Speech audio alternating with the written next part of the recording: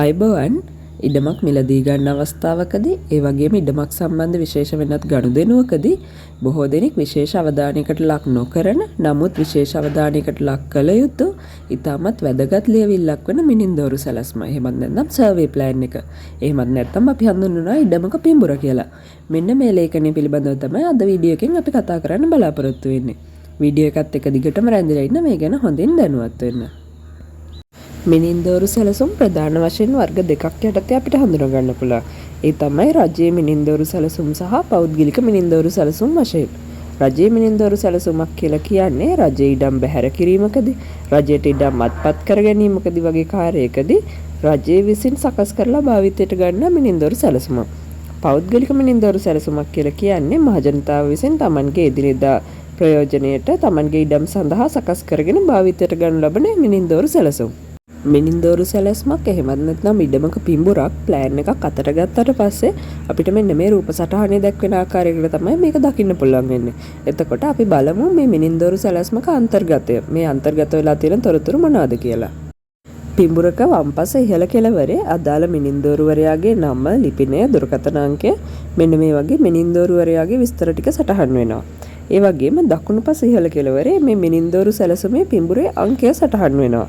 ඒ වගේම ඊට පහළින් මේ ඉඩම එහෙම නැත්නම් මේ භූමිය නිරූපණය වෙන සැලැස්ම මේ රූපය සඳහන් වෙලා තියෙනවා.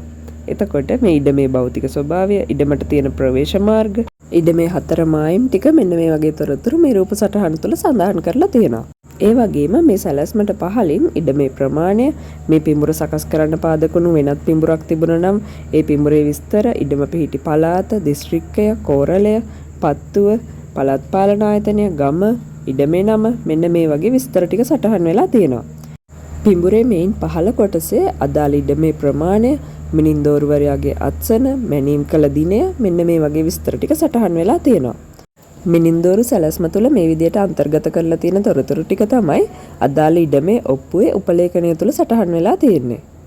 මිනින්දෝරු සැලැස්මක එහෙමත් නැත්නම් සර්වේ ප්ලෑන් එකක වැදගත්කම මොකක්ද? ඒ වගේම අපි මේ ගැන විශේෂයෙන් දැනුවත් වෙන්න ඕන කරුණු මොනවද කියන එක අපි ඊළඟට කතා කරමු. සාමාන්‍යයෙන් බොහෝ දෙනෙක් ඉඩමක් මිලදී ගන්න අවස්ථාවකදී අදාළ ඉඩමේ ඔප්පුව සහ පත්තිරු පමණක් පරීක්ෂා කරලා මේ පිඹුර ගැන වැඩි අවධානයක් දැක්වීමක් සිදු කරන්නේ නැහැ. නමුත් ඉඩමක පිඹුර එහෙමත් නැත්නම් මේ මිනින්දෝරු සැලැස්ම අනිවාර්යයෙන්ම හොඳින් පරීක්ෂා කරලා බලන්න ඕනේ. පිඹුරක් එහෙමත් නැත්නම් මිනින්දෝරු සැලැස්මක් සම්බන්ධයෙන් අවධානයට ගන්න ඕන පළවෙනිම විශේෂම දේ තමයි මේ පිඹුරේ දිනය. විශේෂයෙන්ම යම්කිසි පුද්ගලයෙක් අදාළ දේපල අපේට තියලා ණය මුදලක් ලබා ගන්න ඉන්නවා නම්, අනාගතයේදී ණය මුදලක් ලබා ගන්න බලාපොරොත්තු වෙනවා නම් මේ ඉඩමේ පිඹුර අදාළ දිනේ ඉඳලා වසර 10ක් තුල අඳින ලද පිඹුරක් විය යුතුයි. වසර 10කට වඩා පැරණි පිඹුරක් සඳහා ණය මුදලක් ලබා ගැනීමට හැකියාවක් ලැබෙන්නේ නැහැ.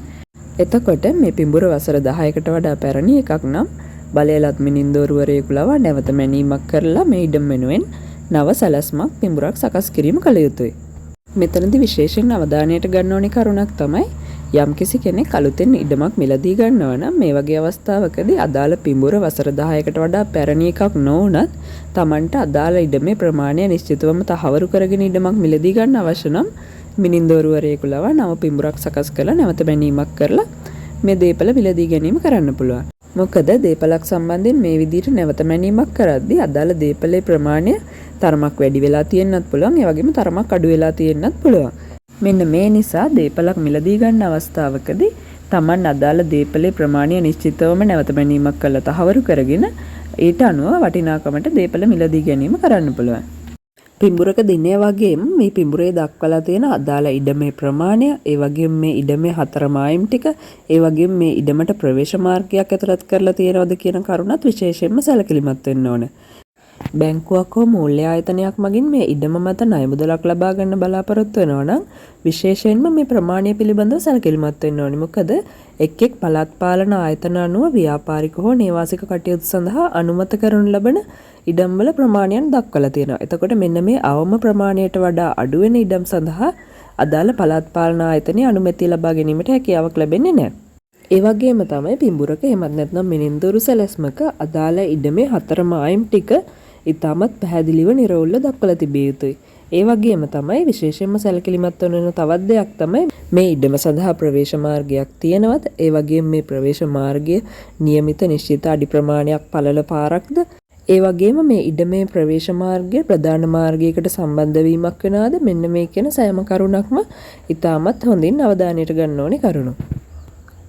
ඒ වගේම දේපලක පිඹුරක් සම්බන්ධයෙන් සැලකිලිමත් වීමේදී මේ පිඹුර අදාළ ඉඩම පිහිටි පළාත් පාලන ආයතනය මගින් අනුමත කරලා තියෙනවද කියන කරුණත් විශේෂයෙන්ම සැලකිලිමත් වෙන්න ඕන කරුණක්. අපි මුලින් සාකච්ඡා කරපු ආකාරයට යම්කිසි පුද්ගලයෙක් මේ දේපල උකස් කරලා බැංකුවක් හෝ වෙනත් මූල්‍ය ආයතනයකින් ණය මුදලක් ලබා ගන්න අපේක්ෂා කරනවා නම් මෙන්න මේ වගේ අවස්ථාවකදී අනිවාර්යයෙන්ම මේ ඉඩමේ පිඹුර ඉඩම පිහිටි ස්ථානයට අදාළ පළාත් පාලන ආයතනය මගින් අනිවාර්යයෙන්ම අනුමත කරලා තිබීම අත්‍යවශ්‍ය කරුණක් වෙනවා. ඒ වගේම තමයි මේ විදිහට දේපලක් උකස් කරලා ණය මුදලක් ලබා ගන්න අවස්ථාවේදී වීදි රේඛා සහතිකය, නොපවරා ගැනීමේ සහතිකය, ගොඩනැගිලි රේඛා සහතිකය මෙන්න මේ වගේ සහතික කීපයක් ඉදිරිපත් කරන්නත් සිදු වෙනවා. එතකොට මේ සියලුම සහතික මේ ලේඛන ලබා ගන්න සිදු වෙන්නේ අදාළ පළාත් පාලන ආයතනය තුලින්මයි. එතකොට අදාළ පළාත් පාලන ආයතනයෙන් ඉඩමේ පිඹුර එහෙම නැත්නම් මේ සර්වේ ප්ලෑන් එක බලලා තමයි මේ සහතික නිකුත් කිරීම සිදු කරන්නේ. යම් කිසි කෙනෙක් මේ විදියට බැංකුවකට හෝ මූල්‍ය ආයතනයකට උකස් කිරීමකින් තොරව දේපලක් මිලදී ගන්න අවස්ථාවකදී වුණත් මෙන්න මේ සියලුම කරුණු පරීක්ෂා කිරීමෙන් පසුව තමයි දේපලක් මිලදී ගැනීම කළ යුතු වෙන්නේ. එතකොට මේ හැම දෙයකටම සර්වේ ප්ලෑන් එක අනිවාර්යයෙන්ම අත්‍යවශ්‍ය වෙන සාධකයක් වෙනවා.